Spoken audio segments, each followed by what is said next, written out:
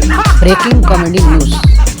मोहब्बत जीएसटी देकर दुकानों से खरीदनी पड़ेगी।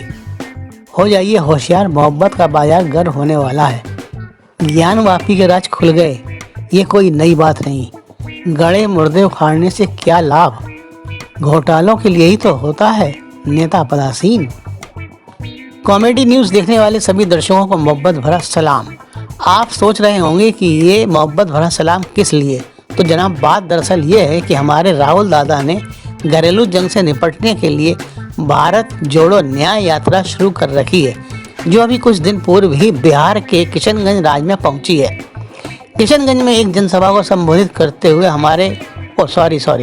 आपके राहुल दादा ने भारत जोड़ो न्याय यात्रा शुरू करने के उद्देश्य को समझाते हुए जनता जनार्दन को बताया कि भाजपा और आरएसएस ने देश में हिंसा और नफरत फैला रखी है, भाई भाई से लड़ रहा है।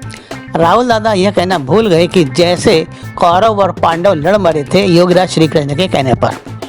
खैर, राहुल दादा ने आगे कहा कि एक धर्म का व्यक्ति दूसरे धर्म के व्यक्ति से लड़ रहा है, भाषाओं के बीच लड़ाई हो रही है। राहुल दादा शायद ये बताना चाहते थे कि इसी लड़ाई से बचने के लिए उनकी दादी यानी इंदिरा गांधी ने 16 भाषाएं लिखना पढ़ना सीखी थी, जिससे सबकी मोहब्बत वे पा सके। अर्थात जैसा देश वैसी भाषा। भगवान इंदिरा जी की आत्मा को शांति दे। ओम शांति शांति। राहुल दादा ने आगे कहा कि हम जानते हैं कि भारत मोहब्बत का देश है, नफरत के बाजार में मोहब्बत की दुकानें खुलनी चाहिए। होश में आ जाइए मेरे भाइयों और बहनों, अगर आने वाले अप्रैल माह में आपने राहुल दादा को सत्तासीन कर दिया तो वह दिन दूर नहीं जब हम सबको मोहब्बत की जीटीएस देकर दुकानों से खरीदनी पड़ेगी, क्योंकि दिलों से प्रेम मोहब्बत निकलकर राहुल दादा के गोदामों में चली जाएगी और फिर अरविंद जी की शराब नीति जैसी किसी नीति के तहत हर 10 कदम पर शराब के ठेकों की तरह मोहब्बत के ठेके खुल जाएंगे और हर शाम एक लंबी लाइन में खड़े होकर हम और आप मोहब्बत खरीदेंगे अपने घर परिवार को थोड़ी थोड़ी मोहब्बत बांटने के लिए। तो जनाब ये था हमारे मोहब्बत भरे सलाम का राज। तो हो जाइए होशियार, मोहब्बत का बाजार गर्म होने वाला है। शायद ज्ञानवापी के राज खुल गए, ये कोई नई बात नहीं। अभी हाल ही में आई रिपोर्ट के मुताबिक काशी की ज्ञानवापी मस्जिद के नीचे प्रभु शिव का विशाल शिव मंदिर होने के पुख्ता सबूत मिले हैं, जिससे यह स्पष्ट हो गया है कि जहां आज मस्जिद है वहां पूर्व में सत्य सनातनी शिव मंदिर ही था। जी जनाब, इसमें कौन सी नई खोज कर ली हमारे आला अफसरों ने। ये तो सर्वविदित है कि जिसकी लाठी उसकी भैंस, यानी जब मुगलों का शासन था तब मुगलों ने मंदिरों को तोड़ा और जमकर सोना चांदी हीरे जवाहरात लूटे। उस समय हमारे धर्मगुरु, या यूँ समझ लीजिए कि उस समय अखाड़े के पहलवान बजाय अपने बदन पर अखाड़े की माटी लगाने के हाथों में मेहंदी लगाए बैठे थे, तभी तो किसी मुगलई से मुकाबला नहीं कर सके। दूसरी बात, जिसका राज उसी का शासन। जैसे आज हमारे नरेंद्र मोदी जी का राज है तो किसकी चलेगी, मोदी जी की चलेगी ना। ठीक उसी प्रकार जब मुगलों का राज था तब मुगलों की चलती थी। जब इन मुगलों ने मंदिरों का सारा सोना चांदी हीरे जवाहरात लूट लिए तब उन मुगलों के सामने इस बेशकीमती सामान को सुरक्षित रखने की समस्या मुंह बाय खड़ी हो गई। उस समय के मुगल इतने पढ़े लिखे तेज दिमाग भी नहीं थे कि वे बटन दबाते ही कोई नया नाम अपनी मस्जिद को देने के लिए खोज लेते। हाँ, मेहनत मशक्कत में वे जरूर फौलादी थे। तब उन्हें इन बेशकीमती सामानों को संयोग कर रखने की एक ही युक्ति सूझी कि इस सारे बेशकीमती सामान को इन्हीं मंदिरों में जिन्हें उन्होंने तोड़ा था उसी के ऊपर अपनी मजहबी मस्जिद बनवाकर इन बेशकीमती सोना चांदी हीरे जवाहरात को वहीं रहा रहने दें। समय समय पर अपनी अय्याशी के लिए यहीं से थोड़ा थोड़ा निकालते जाएंगे बस। और हाँ, इन मस्जिदों के नाम में भी हल्का सा परिवर्तन कर दिया, जैसे ज्ञानवाणी मंदिर के स्थान पर ज्ञानवापी कर दिया गया। अब जरा आप खुद सोचिए, ज्ञान क्या कोई उर्दू या फारसी का शब्द है? ये तो शुद्ध हिंदी भाषा का शब्द है। वापी जरूर किसी अन्य भाषा का हो सकता है, लेकिन ज्ञान तो विशुद्ध है। यह मैं डंके की चोट पर कह सकता हूँ। ज्ञानवाणी मैं इसलिए कह रहा हूँ क्योंकि जहाँ प्रभु महादेव हैं वहीं से ज्ञान की वाणी का उदय होता है। भक्तों के ज्ञान चक्षु भी वहीं खुलते हैं। दूषित मानसिकता प्रभु शिव के आशीर्वाद से प्रदूषण रहित होती है। आज भारत ही क्या, किसी भी देश की किसी पुरानी मस्जिद या किसी पुराने स्मारक की खुदाई करवा लीजिए, खुदाई में मिलने वाले अवशेष किसी हिंदू धार्मिक मंदिर के ही मिलेंगे। यह मैं दावे के साथ अपने अनुभवों के आधार पर इसलिए कह सकता हूँ क्योंकि मक्का मदीना में भी आज भी हमारे प्रभु श्री शिव जी विराजमान है, जहाँ कोई भी हिंदू मुस्लिम कट्टरता के चलते वहाँ नहीं जा सकता। हमारे मुसलमान भाई हमारे ही प्रभु श्री शिव जी से अमृत का वरदान पाने के लिए हज यात्रा करने के लिए मक्का जाते हैं। अब भी अगर आपको यकीन नहीं होता तो दिल्ली स्थित कुतुब मीनार की दीवारों पर लगे पत्थरों को हटाकर देख लीजिए, नीचे हिंदू धर्म के देवी देवताओं की ही मूर्तियां प्रदर्शित होती नजर आएंगी। और ये देखिए ताजमहल, जिसे आज मोहब्बत का अजूबा कहा जाता है, जिसे शायद शाहजहां ने बनवाया था, उसके गर्भगृह में भी भगवान शिव का शिवलिंग स्थापित है। इस बात को अनेकों वर्ष पूर्व हमारे आर्य महापुरुषों ने सिद्ध किया हुआ है अपनी पुस्तकों में। इसलिए कहता हूँ, जिसकी लाठी उसकी भैंस। आजकल भारत की हवा मोदीमय है, तो राम राम। जिस दिन राहुल दादा की हवा आ जाएगी उस दिन मोहब्बत की दुकानों के साथ साथ हम सब एक दूसरे को राम राम की जगह सलाम या वालेकुम सलाम ठोकने को मजबूर होंगे, क्योंकि जीना तो सभी को है ना। लड़ तो सकते नहीं क्योंकि मजहब नहीं सिखाता आपस में बैर रखना। हिंदी है हम, हिंदुस्तान है हमारा। और फिर हमारे परम पूज्य मोहनदास करमचंद गांधी जी का भी मानना है, अहिंसा परमो धर्मा। गड़े मुर्दे उखाड़ने से क्या लाभ, घोटालों के लिए ही तो होता है नेता पदासीन। ये बहुत ही गलत बात है कि जनता और ईडी किसी भी नेता की किसी भी अच्छाई पर जरा भी ध्यान नहीं देती। वह तो बस हमारे देश प्रेमी नेताओं की जड़ें खोदने में ही लगी रहती है, जिससे सिवा समय बर्बाद होने के और कुछ नहीं होता। अब आप ही सोचिए, जब हमारे लालू यादव जी रेल मंत्री थे तब क्या उनके पदासीन रहते किसी भी रेल का यात्री किराया बढ़ाया गया था? हाँ, माल ढुलाई में बढ़ोतरी जरूर हुई थी। लालू जी की इस जनता हितैषी काम की तो कोई तारीफ नहीं करता, बस जब देखो तब उनकी कमियां ही कमियां निकालते रहते हैं। कभी कहते हैं लालू यादव जी भैंसों का सारा चारा खा गए, कभी कहते हैं जमीन घोटाला किया। अब जब जनता की सेवा करते करते जनता की ज़रूरतों को पूरा करने के लिए उनके घर में अनाज ही नहीं रहेगा तो बेचारे को जानवरों का चारा ही तो खाना पड़ेगा ना। ये किसी ने सोचा ही नहीं कि कोई लालू जी से पूछे आता कि नेताजी आप ये सूखा भूसा क्यों खा रहे हैं, हम आपको नकली ही सही नकली देसी घी से चिपड़ी गैमेक्सीन युक्त गेहूं की गर्मा गर्म रोटियां खिला दिया करेंगे। बेरहम जनता, कोई ख्याल नहीं है हमारे लालू जी का। कहते हैं बेचारे लालू जी ने बेरोजगारी दूर करने के लिए बेरोजगारों को नौकरी के बदले उनकी ज़मीनें सस्ते दाम पर खरीद ली। वर्ष 2004 से 2009 के बीच हमने जो अनुसंधान किया लालू जी के विषय में, तो मुझे ये समझ आया कि हमारे लालू जी कितने दूरदर्शी थे। जब आपको सरकारी नौकरी मिल जाएगी तब आपके पास खेती करने का या बड़ा मकान बनवाने का समय ही कहाँ होगा।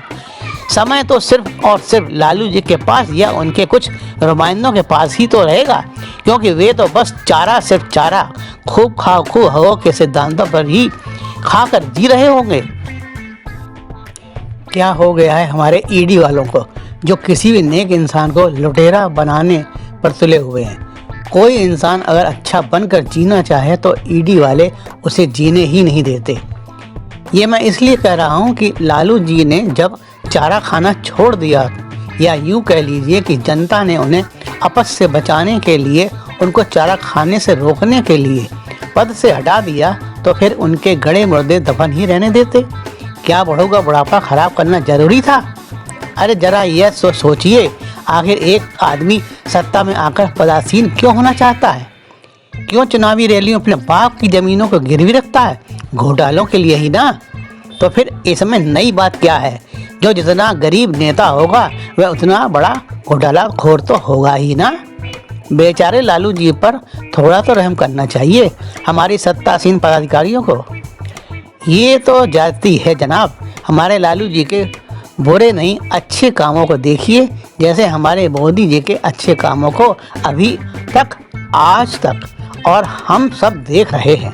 क्या आपने कभी मोदी जी के खिलाफ चू करने की हिम्मत की है? नहीं ना। तो फिर हमारे पूर्व के अधूरे राजा साहब के लिए इतनी शक्ति अच्छी नहीं। वाह जनाब, ये तो गलत बात है, ये ज्यादती है। आ रही है, जी हाँ आ रही है बीजेपी की इस साल की आखिरी लाल चमड़े की अटैची यानी बजट, जहां एक और हमारे गृह मंत्री अमित शाह जी अंग्रेजों के बनाए अनेकों कानूनों को अपनी हथेली पर लेकर उनमें संशोधन करने की मशक्कत कर रहे हैं, वहीं हमारे देश के मशहूर बजट शब्द को भी हमारी वित्त मंत्री निर्मला सीतारमण जी बदलने की जी तोड़ कोशिशों में लगी हुई हैं। ऐसी चर्चा है कि 1 फरवरी को वित्त मंत्री सीतारमण जी 2024 का अंतरिम बजट पेश करने जा रही हैं। ऐसे में हर तरफ चर्चाओं का बाजार गर्म है। इस साल का बजट इसलिए खास है क्योंकि शायद ये बीजेपी सरकार का आखिरी बजट होने वाला है। इस बजट को लेकर वेतनभोगी व व्यवसायी वर्ग के लोगों में कहीं दहशत है तो कहीं नई उम्मीदों की रोशनी झलकती नजर आ रही है। आप सोच रहे होंगे ये तो एक आम बात है जो हर बजट के पूर्व देखने सुनने को मिलती है, इसमें नया कुछ भी तो नहीं है। जी हाँ, है नया।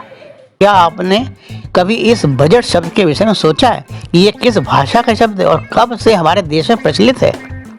दोस्तों, भले ही हमारा ये चैनल कॉमेडी न्यूज़ चैनल है, लेकिन हंसने हंसाने के साथ साथ हम आपके सामान्य ज्ञान के कुछ टिप्स भी बताते चलते हैं।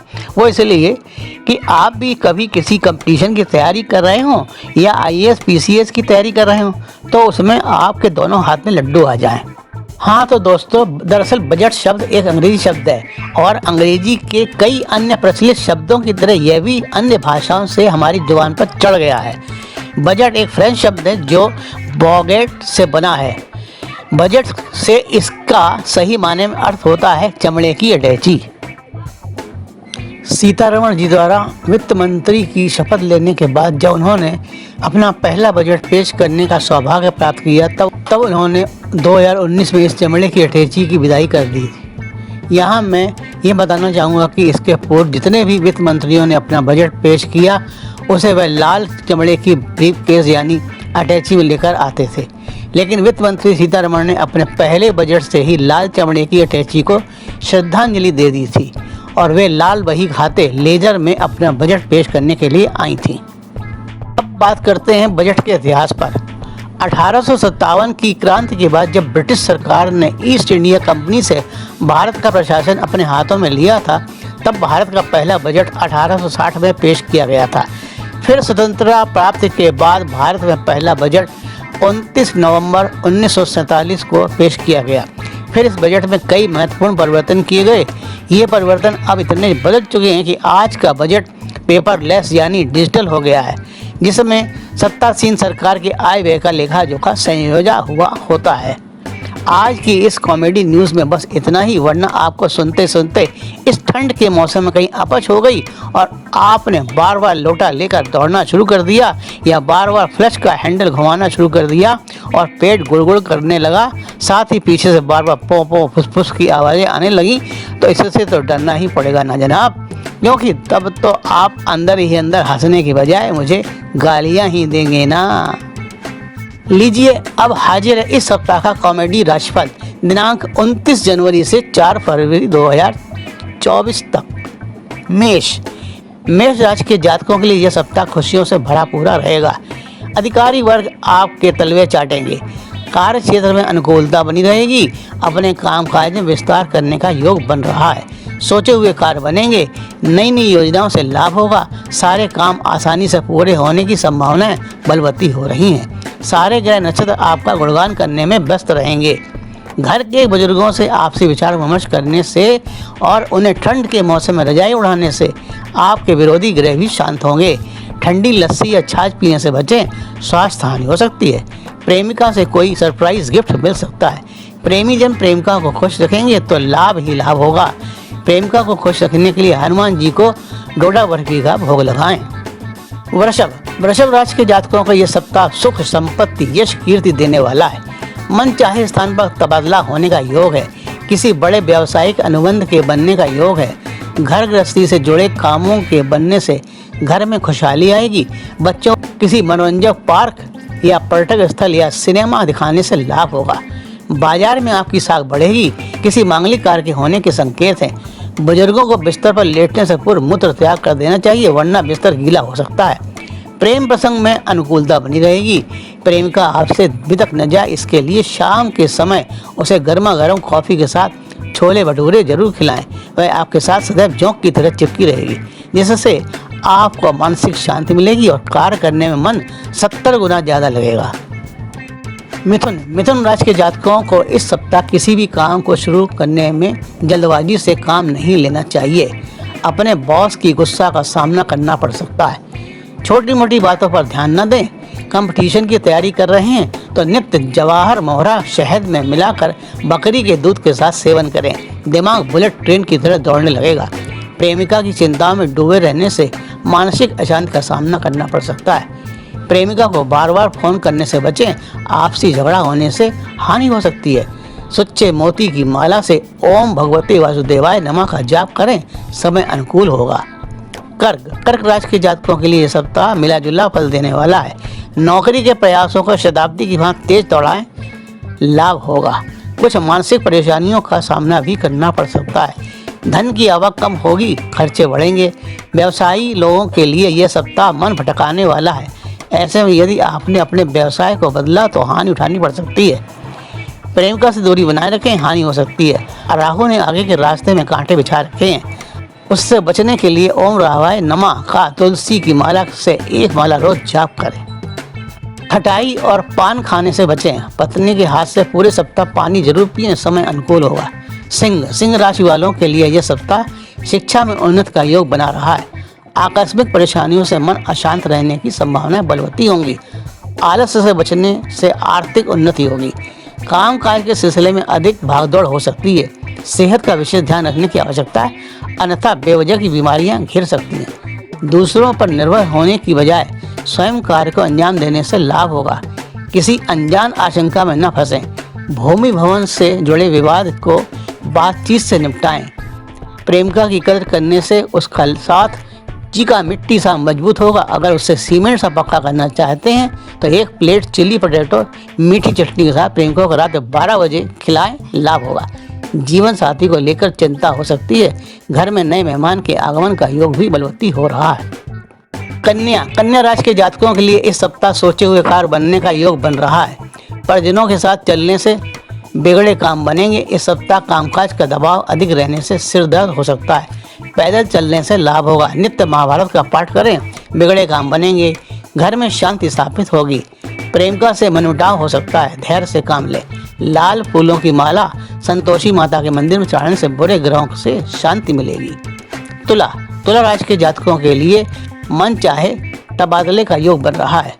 मन चाही नौकरी पा सकते हैं। नौकरी पेशा लोगों को उन्नति का योग है। प्रतिस्पर्धा के बावजूद भी व्यवसाय में उन्नति होगी। नए व्यवसाय का शुभारंभ गणेश जी को मोदक का भोग लगा कर करने से लाभ ही लाभ होगा। प्रेमी जनों के लिए चारों उंगलियां घी में और सिर कढ़ाई में सा योग बन रहा है। देसी घी के लड्डू लाल लंगोटे वाले को भोग लगाएं व गायत्री मंत्र की एक माला जाप करें। वृश्चिक राशि वाले इस सप्ताह आलस्य और ईमान से बचें तो उन्हें मनचाही नौकरी मिल सकती है। भूमि खरीदने का प्लान बना रहे हैं तो किसी नेता से सलाह लेकर ही सौदा पक्का करें, वरना हानि हो सकती है। युवाओं का अधिकांश समय प्रेमिका के साथ गुलछर्रे उड़ाने में व्यतीत होगा। अधिक मोमोज खाने से पेट की गड़बड़ हो सकती है, जिससे अपच का सामना करना पड़ सकता है। बिसलरी का पानी पीने से बचें। देसी मटके का पानी पीने से लाभ होगा। व्यवसाय में तरक्की के योग बन रहे हैं। किसी धोती पहनी महिला से आशीर्वाद प्राप्त करें, बिगड़े काम बनेंगे। हनुमान जी को गुड़ के सीरे से बने लड्डुओं का भोग लगाने से भी लाभ होगा। धनुराशि के जातकों को धैर्य और सावधानी से कार्य करना होगा। इस सप्ताह आपके जीवन से जुड़ी तमाम बड़ी चुनौतियां मुंह बाय खड़ी हैं। काम काज में सफलता देर से मिलने के योग है। इस कारण मन में खिन्नता रहेगी। धन की आवक कम होने से आर्थिक परेशानियों का सामना भी करना पड़ सकता है। प्रियजन किसी भी बात पर नाराज हो सकते हैं। प्रेमिका भी आपसे किनारा कर लेगी, लेकिन आप कुत्ते की तरह उसके पीछे दौड़ेंगे, फिर भी वह आपको हड्डी नहीं डालेगी। पेट संबंधी रोगों से ग्रसित भी हो सकते हैं, इसलिए गर्म पानी का सेवन रोज सुबह उठते ही जरूर करें। पेट साफ रहेगा तो गड़बड़ी कहाँ से होगी।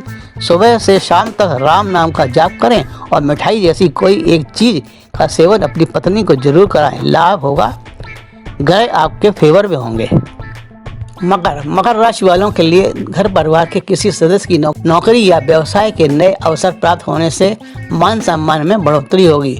अचल संपत्ति की प्राप्ति के योग बलवती हो रहे हैं। नौकरी पेशा लोगों के लिए आगे की कुर्सी आपके लिए खाली पड़ी है, जिस पर आपको तत्काल बैठ जाने के लिए आपके अफसर आपकी मिन्नतें करेंगे। विरोधी परास्त होंगे। साज सज्जा से जुड़े कारोबारियों के लाभ में वृद्धि होगी। प्रेम संबंध में प्रगाढ़ता आएगी। पत्नी से तालमेल अच्छा रहेगा। खांसी जुकाम से घबराएं नहीं, ना ही टेस्ट कराएं, अन्यथा कोरोना आप पर हावी हो सकता है। कुंभ राशि वाले जातकों का इस सप्ताह किसी भी शॉर्टकट से बचना होगा। कार्य क्षेत्र में सावधान रहें। मानसिक कष्ट का योग है। संतान प्राप्ति के योग है। संतान से जुड़ी परेशानियां भी घेर सकती हैं। नौकरी पेशा लोग अपने काम में लापरवाही न बरतें, अन्यथा राहु आपके रास्ते में लगा गटर खोल सकता है। सीनियर्स के गुस्से से बचें। भावनाओं में बहकर कोई कार्य न करें, हानि हो सकती है। घर में नए उपकरण आने से खर्चों में बढ़ोतरी होगी। प्रेमिकाओं को खुश रखें, वह आपके निकट आएगी। प्रेमिकाओं के लिए यह सप्ताह शुभाशुभ फल देने वाला है। रोजाना चाउमीन खाने और कोल्ड ड्रिंक पीने से प्रेमियों से निकटता बढ़ेगी। मूंगे की माला धारण करें। मीन राशि के जातकों के लिए इस सप्ताह कार्य क्षेत्र में सफलता पाने के लिए साम दाम दंड भेद सब उपाय अपनाने होंगे। कारोबारियों के लिए बड़े आर्थिक लाभ के योग बन रहे हैं। सरकारी योजना का लाभ मिलेगा। विद्यार्थियों के लिए उनके प्रयास कमल के फूल की तरह खिलेंगे। प्रतियोगी परीक्षाओं में शबरी को जैसे राम को बेर खिलाने में सफलता मिली थी, वैसे ही सफलता मिलने का योग बलवती हो रहा है। प्रेमिका सानिध्य प्राप्त होगा। प्रेमी जोड़े दोपहर को आसमान के नीचे बैठकर ओम नरेंद्राय मोदियाय नमः का जाप करें, उन्नति होगी। ये था इस सप्ताह की 12 राशियों का राशिफल। आज्ञा चाहता हूँ, पुनः मिलूंगा अगले सप्ताह नए धमाकेदार राशिफल के साथ साथ धमाकेदार समाचार को लेकर। तब तक के लिए आज्ञा दीजिए। जय हिंद।